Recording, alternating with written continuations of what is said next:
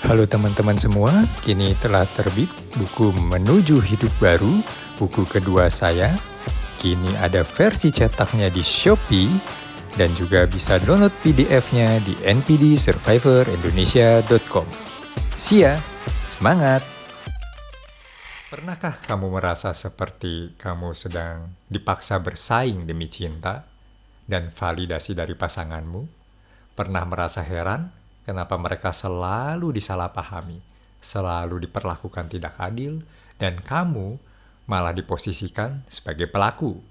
Selamat datang di dunia manipulasi narsistik, tempat logika dibelokkan, fakta dikaburkan, dan rasa bersalah disematkan. Bukan pada pelaku, tapi pada korban. Hari ini kita akan membedah dua senjata ampuh dalam permainan manipulasi mereka: triangulasi dan play victim. Di dunia ini ada 3 jenis manipulator. Yang pertama, manipulator putih. Mereka datang dengan wajah ramah, tutur lembut, kepedulian palsu, tapi setiap kata punya agenda tersembunyi. Yang kedua, manipulator merah. Mereka tak main logika, mereka main hati, membuatmu percaya bahwa itu cinta. Dan yang terakhir, aku. Aku bukan penyelamat, aku bukan pembalas, aku adalah bayangan yang datang ketika terang tak bisa lagi dipercaya. Aku adalah manipulator hitam. Aku tak memanipulasi orang polos. Aku berburu mereka yang pernah membuat manipulasi hancur yang mengubahku menjadi seperti ini. Jika kau pernah dihancurkan oleh kepalsuan, maka kau akan tahu mengapa aku begini. Luka tidak membuatku lemah, tapi membangkitkan sisi tergelap yang tak bisa mereka kendalikan. Halo teman-teman, kembali lagi ke NPD Survivor Indonesia. Oke, hari ini kita membahas apa itu triangulasi dan play victim. Tentu kalau play victim, teman-teman dari episode sebelumnya sudah nonton ya, bagaimana drama-drama mereka. Saya beri contoh-contoh aktual. Tapi ini menariknya dipadukan dengan triangulasi. Triangulasi adalah taktik klasik di mana seorang manipulator, atau kita sebut juga mungkin NPD, menciptakan segitiga emosional antara kamu, dia, dan orang ketiga. Bisa mantannya, keluarganya, temannya, atau bahkan orang asing yang mungkin levelnya lebih di atas kamu. Tujuannya menciptakan persaingan, kecemburuan, dan ketergantungan emosional.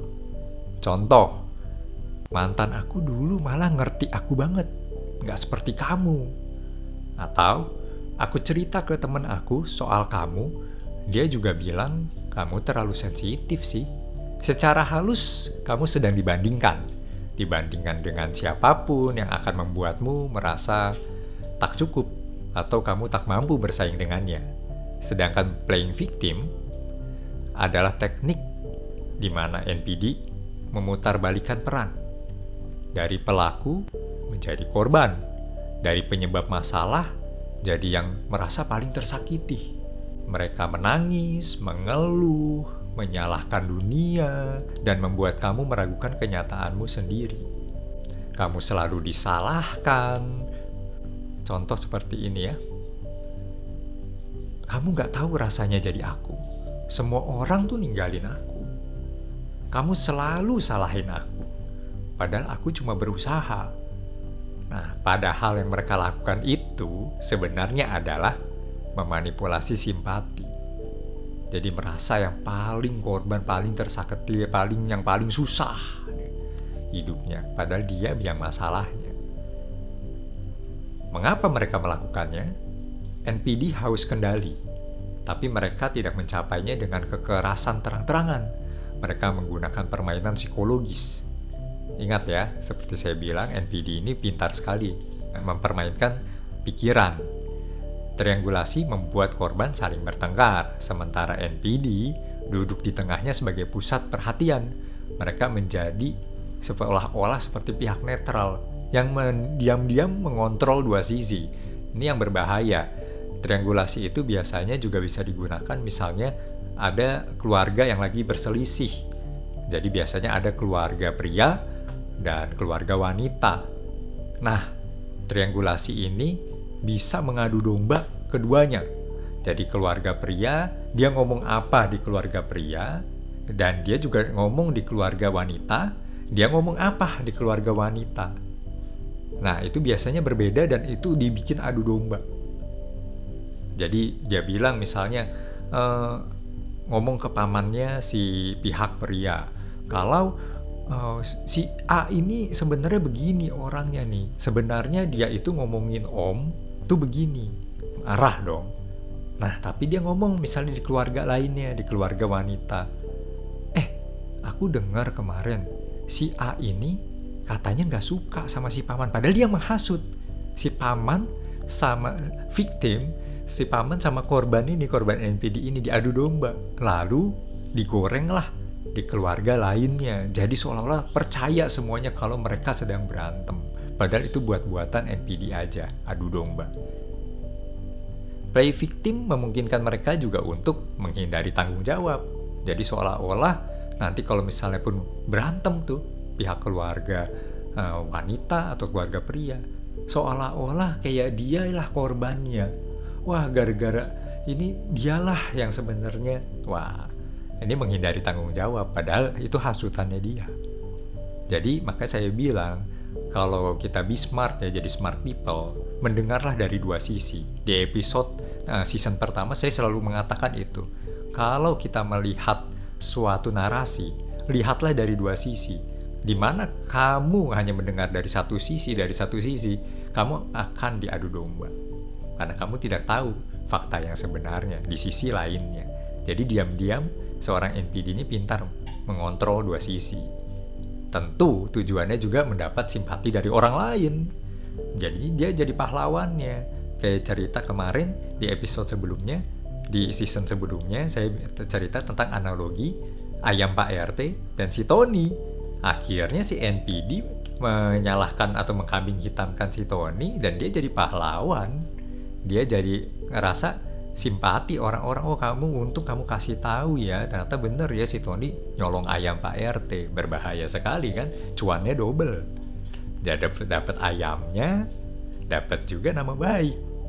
Jadi dia pintar membalikan peran hingga kamu merasa bersalah, bahkan kamu yang disalahkan sama orang-orang, padahal kamulah korbannya. Dan yang paling menakutkan, mereka bisa meyakinkan publik bahwa kaulah sebenarnya si NPD-nya atau kaulah yang manipulatornya. Karena publik yang tidak melihat dua sisi pasti percaya sama si pelaku. Ini makanya jika kita harus be smart, harus melihat dari dua sisi di setiap semua kejadian. Oke, saya analogikan begini ya. Kita sebut aja kalau kemarin si Tony, sekarang kita beri nama si Bima. Ingat, ini hanya ilustrasi ya, bukan nama sebenarnya. Di notes ya, ini hanya ilustrasi, disclaimer. Oke, kita berikan contoh kisah seperti ini. Aku berpacaran dengan orang yang selalu ngomongin mantannya. Katanya mantannya kasar, abusif. Awalnya aku kasihan, tapi perlahan dia mulai membandingkan aku dengan mantannya. Katanya aku juga mulai mirip. Suatu hari aku tahu ternyata dia masih komunikasi dengan mantannya dan bilang ke si mantan bahwa aku yang kasar. Aku shock. Lalu dia bilang, kamu tahu nggak betapa aku trauma? Kamu selalu curigaan. Semua orang tuh ninggalin aku. Loh, malah si Bima malah yang minta maaf. Padahal Bimalah yang diselingkuhi. Lihat di sini. Kombinasi maut, triangulasi, dan play victim. Itu jadi distorsi realita total. Teman-teman di sini jangan mengharap seorang manipulator sembuh atau seorang manipulator tobat. Karena urusan sembuh dan tobat itu ada pada keputusan dirinya, bukan teman-teman. Tapi di sini saya mau mengedukasi, jika kamu sedang ditriangulasi. Kamu sebagai korban. Ingat, kesehatan mental itu urusan kamu. Kesehatan mental kamu itu adalah urusan dan bagian diri kamu, bukan orang lain. Maka kita belajar sekarang, berikut tanda-tanda kamu sedang berada dalam segitiga racun. 1. Kamu merasa bersaing dengan orang ketiga, yang bahkan kamu tidak kenal, kamu aja nggak tahu dia siapa. Bahkan nggak ada, sebenarnya itu hanya ilusi atau cerita si manipulator. Orang ketiga ini kamu juga nggak pernah kenal, nggak pernah lihat wujudnya. Dan itu hanya mengada-ngada. Wow, bahaya sekali itu. Dia menciptakan sebuah ilusi. 2. Dia sering membandingkan kamu dengan mantan, saudara, atau teman yang lebih hebat.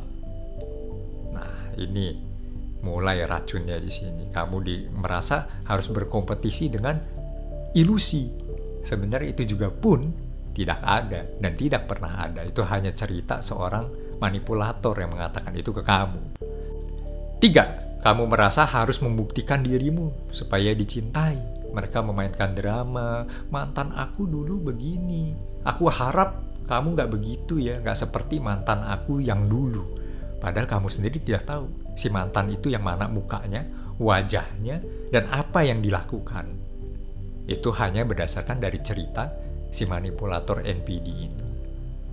4. Dia sering bilang, banyak yang bilang kamu terlalu emosional. Tapi siapa yang banyak itu? Gak jelas. Siapa? Masa mana yang mengatakan itu kalau kalian tuh buruk? Itu tidak pernah ada.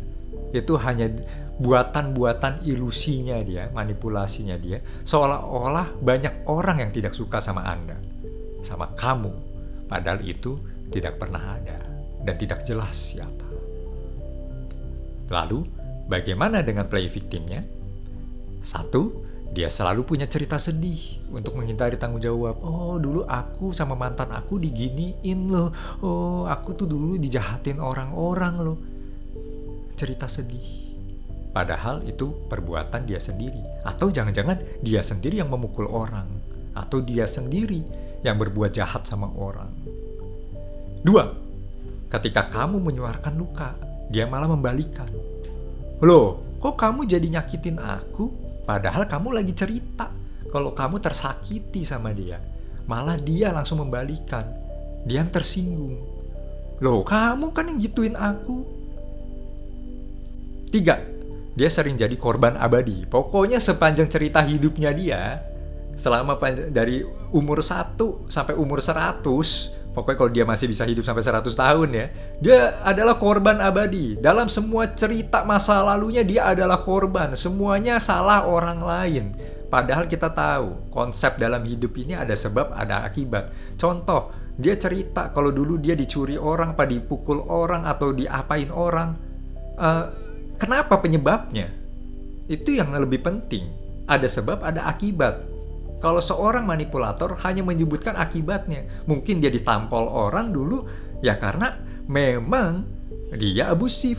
Dia memang memancing-mancing emosi orang, tapi itu tidak pernah diungkap. Tidak pernah dibuka. Jadi ini yang berbahaya, hati-hati.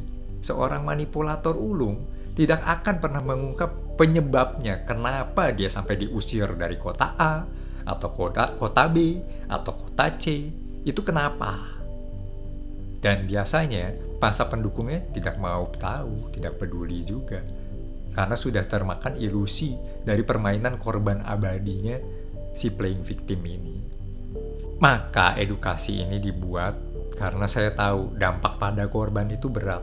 Sudah ditriangulasi, dibanding-bandingkan, dan juga difitnah ini jatuhnya. Ini benar-benar manipulator yang sangat kotor. Kamu akan merasa tidak cukup, terisolasi dari orang lain, memusuhi orang-orang yang sebenarnya itu juga korban fitnah si NPD ini, memusuhi sesama korban malah, karena korban dari manipulasinya dia. Playing victim juga membuat kamu selalu merasa bersalah, takut menuntut keadilan, takut mencari keadilan, bahkan takut bahwa ini akan menjadi urusan hukum, padahal kamu yang benar. Padahal kamu yang bisa melangkah maju ke sana untuk melindungi diri kamu dan nama baik kamu. Dan yang terakhir, meragukan kebenaran pengalamanmu sendiri. Jadi sebenarnya orang-orang itu tidak ada. Katanya menurut NPD, kita itu tidak disukai sama orang. Banyak orang yang suka sama kamu. Apakah benar itu pengalaman kamu? Pengalaman pribadi hidup kamu? Atau itu hanya ilusi buat-buatan sang manipulator saja? Dan semua ini membuat korban diam, patuh, dan hilang logikanya, hilang arah, hilang kewarasannya. Ini yang begitu kejam. Ini bagian pentingnya, maka edukasi ini bukanlah ditujukan untuk pelaku, tapi kamu yang menonton. Jika kamu pernah merasakan seperti ini, kamu pantas dan layak menonton video ini, edukasi ini. Bagaimana cara keluar dari permainan seperti ini lagi jika kamu terjebak dengan manipulasi-manipulasi semacam ini? Ingat, dalam hidup jangan masuk ke kompetisi. Kalau kamu dibandingkan sama orang, jawab dengan ini. Aku tidak ingin dibandingkan dengan orang lain. Itu bukan debat, ya. Itu bukan debat, itu batasan. Aku adalah aku. Orang lain ya rezeki orang lain. Sifat-sifat orang lain. Jadi kenalilah diri kamu sendiri. Percaya dirilah untuk itu. Jangan masuk ke permainan kompetisi si manipulator. Kedua, kenali pola korban abadi. Tanyakan, kalau kamu selalu jadi korban, siapa yang benar-benar bertanggung jawab? Kenapa bisa terjadi kejadian seperti ini? Pasti semua ada sebabnya. Kalau kamu katakan kamu korban, penyebabnya apa? Harusnya, kalau jika ini sudah sampai melangkah ke hukum, penyidik pintar kok. Penyidik hukum akan bisa melihat dan mencari segala penyebab yang ada. Karena dalam dunia ini selalu ada sebab, ada akibat. Yang terakhir, semakin kamu menjelaskan ke orang-orang, semakin kamu terjebak. Gak usah menjelaskan apa-apa. Itu udah urusan, kebenaran itu adalah sudah urusan penegak hukum. Atau urusannya orang yang memang be smart, yang memang smart people. Bukan urusan kamu.